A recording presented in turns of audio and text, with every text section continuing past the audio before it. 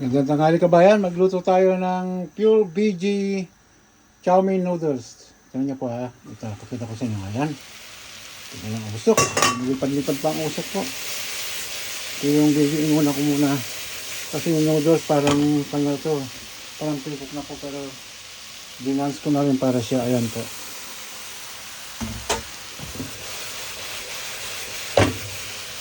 Ayan po.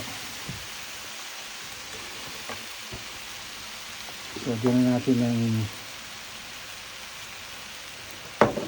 konting soy sauce po. 1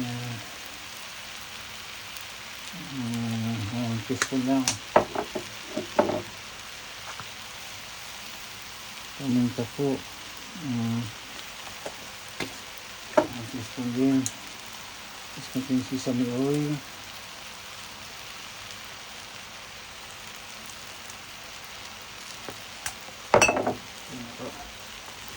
Alam ulit natin.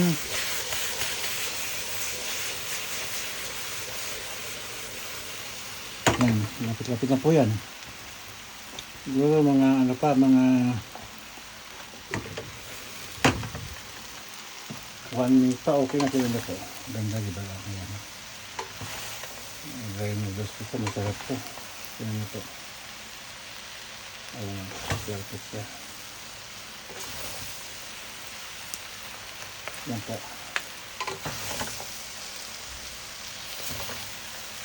Yan.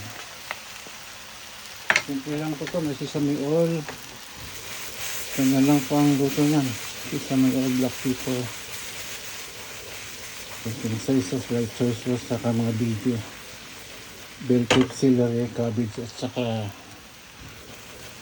yun. So, konting carrots po. Kaya maganda siyang tignan. Tignan niyo pa. Kita ko sa inyo yan, no?